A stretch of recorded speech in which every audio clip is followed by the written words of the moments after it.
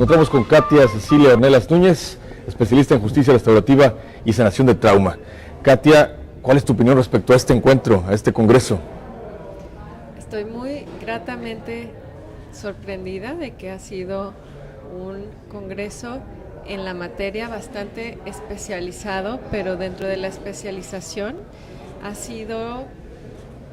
inició dando bases, digamos, generales respecto de temas importantes para lo que se conoce en México como mecanismos alternos para la solución de conflictos y empezó entonces siendo general y ahora fuimos a cuestiones en este segundo día mucho más específicas. Los ponentes me parece que han sido pues gente con experiencia, con muchas ganas de compartir y me parece también que las mesas de trabajo están funcionando de una manera muy exitosa para las personas que están participando. Entonces creo que ha sido un gran evento. Muy bien. Katia, entrando en materia respecto a tu especialización, ¿consideras que el mexicano confía en la justicia restaurativa?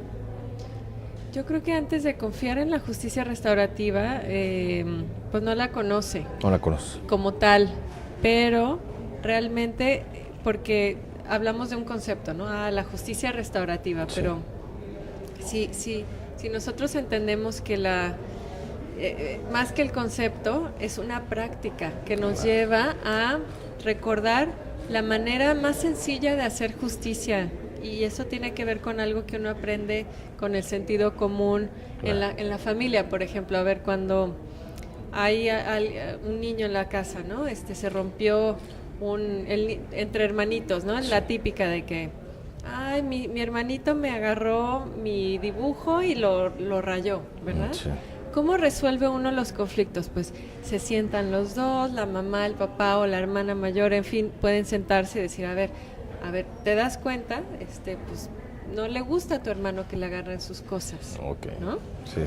Ok. Ese tipo de sentido común, de eso se trata realmente la justicia restaurativa. Ahora, cuando uno le dice a la gente en la calle, pues justicia restaurativa, no sabe qué es, pero sí decimos, bueno, el tipo, más que un concepto, si explicamos de que el hecho de que se trata de ir apelar al sentido común, de resolver las cosas, dialogando, en la familia, en fin, o sea, de una manera dialogada con la gente que a uno le importa, realmente yo creo que sí confiarían en ella. Ok. Bien, Katia, hablando de esta justicia, y bueno, en relación más a la sanación de trauma, que es una especialidad también tuya, ¿qué papel juegan componentes ya específicamente clínicos y psicológicos dentro de este proceso de sanación de trauma? Bueno, el tema del trauma es un tema bastante especializado. Claro. Yo les puedo compartir que hay, digamos, todo un mecanismo que se activa cuando una persona. Bueno, antes de eso, voy a regresar a definir qué es la palabra trauma, el concepto de trauma, ¿no? Okay. El concepto de la palabra trauma viene de la raíz del griego traumat, que significa herida. Okay. Entonces, por eso es que usamos la metáfora de sanación de trauma, porque estamos hablando de sanar heridas. Una herida, claro. O curar. Entonces, son heridas que más que físicas quedan como huellas, okay. ¿no? Y que se deben a que son un resultado de una situación abrumadora, que nos ha dejado sin posibilidad de hacer algo al respecto. Puede ser que un trauma sea desde un accidente, una enfermedad, o por ejemplo también un desastre natural pueda causar un trauma en las personas, cuando nos sentimos que la situación nos abruma de tal manera que no podemos hacer nada, ¿no? Claro.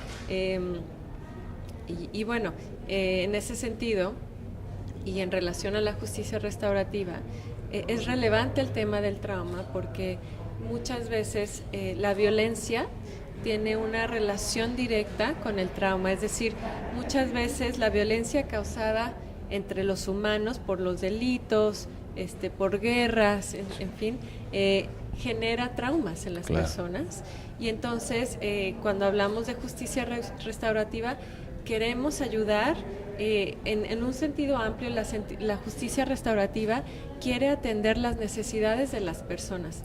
Entonces, si la violencia impacta, deja una herida de trauma en la gente, ¿no? Si un delito violento deja una herida traumática en las personas, pues la justicia restaurativa va a querer de la mejor manera ayudar a que ese impacto sufrido por la víctima en este caso, pero también va a buscar que la persona que ofende o que agrede también tome responsabilidad de lo que hizo, de ese impacto traumático que dejó en la persona. Tome conciencia. Exacto, ¿verdad? Entonces en ese sentido es relevante el tema del trauma en el contexto de la justicia restaurativa.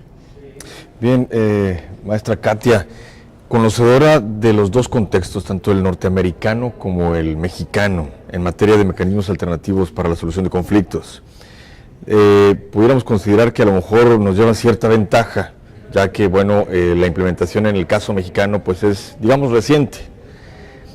¿Qué nos falta en México para, digamos, pues alcanzar ese nivel o mejorar, fortalecer los mecanismos?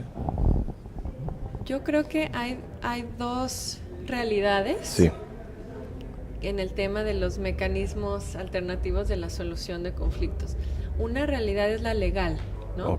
O sea, en México empezamos a hablar de la mediación hace, no sé, 15, 20 años, más recientemente con el tema de la reforma procesal penal de los juicios orales, empezamos a hablar de nuevo de incluir la mediación en materia penal, y más recientemente de la justicia restaurativa, ¿no? Entonces, por un lado está como el tema legal, ¿no? Y que sí es bastante reciente comparado a los Estados Unidos, que tienen muchos más años haciendo mediación y también empezando programas de justicia restaurativa. Tampoco tanto, Y la justicia restaurativa como una práctica legal no es una realidad en todo Estados Unidos. Pero está eso. Por otro lado está la justicia restaurativa como lo que usan, los usos y costumbres que muchas comunidades indígenas en nuestro país llevan a cabo. Eso pues obviamente nosotros tenemos también mucho tiempo haciéndolo, ¿no? Tendríamos que ver cuáles son las prácticas de las comunidades indígenas que realmente buscan reparar las relaciones entre cuando hay una ofensa en la comunidad, ¿no? Cómo resuelven los conflictos en las comunidades. Entonces, bueno, hay dos realidades, la legal, que sí es un poco más reciente, pero también las costumbres que tenemos en México tradicionales para resolver conflictos.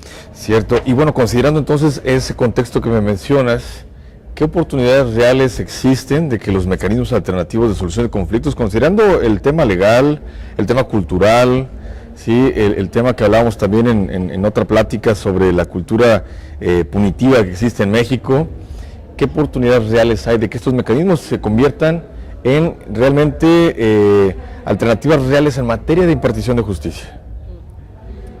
Yo veo muchísimas oportunidades de que ahora veo una oportunidad muy grande que se abrió en general para la justicia en México a partir de la reforma procesal penal, pero también la oportunidad que nos está brindando pues toda la violencia que estamos viviendo en el país nos está diciendo, hay algo, estamos resolviendo los conflictos de una manera que no está siendo exitosa, ¿no? O sea, la violencia se disparó, más víctimas, mucha gente no denuncia, ¿no? Porque no confía en las autoridades. En fin, ahorita creo que en México estamos en un gran momento para decir, híjole, ¿qué hicimos en el pasado que no funcionó?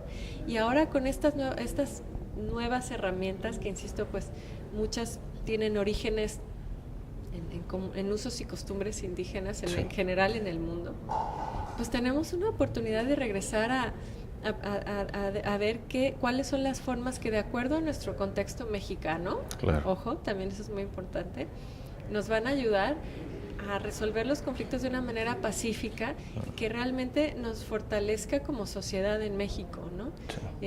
Volver a confiar en las autoridades, pero también en el propio poder que tenemos en la sociedad para resolver los conflictos de una manera pacífica. Bien, ya para finalizar, maestra Katia Cecilia Ornelas Núñez, ¿algún mensaje a la comunidad jurídica del Estado que nos haga reflexionar sobre la importancia precisamente de la justicia restaurativa y también sobre este tema que me mencionas y que me parece muy interesante, la sanación del trauma? Yo creo que yo los invito a que se abran a Claro. conocer un poco más y más que conocer, hacerse la pregunta, ¿qué tipo de justicia necesitamos en los tamaulipecos? O Sí. sea, ¿qué cosas no han funcionado en Tamaulipas? Claro.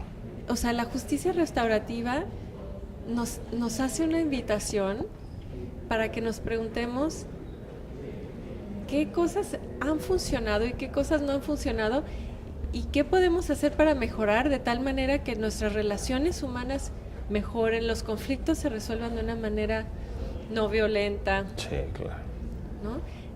Para que no sigamos teniendo más víctimas y más comunidades, pues donde el tejido social se ha roto, ¿no? Sí. Entonces, me gustaría pues invitarlos a que se hagan esas preguntas y que se las respondan de una manera seria y decir, bueno, ¿qué podemos hacer desde mi lugar, ¿no? Así, desde mi lugar de ama de casa, desde mi lugar como maestro, desde mi lugar como alumno, como hijo, como esposo, en fin, en Tamaulipas, ¿qué puedo ir haciendo para digamos, que como sociedad Claro.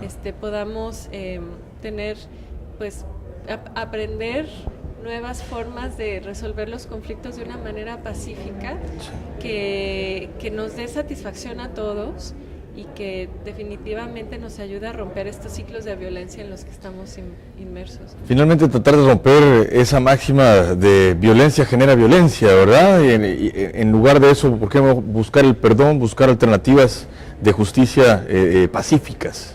Sí, y antes del perdón, hoy en el Congreso hablamos de que la justicia restaurativa no es equivalente al perdón. Okay. Simplemente ver cómo podemos hacer para que nos vuelva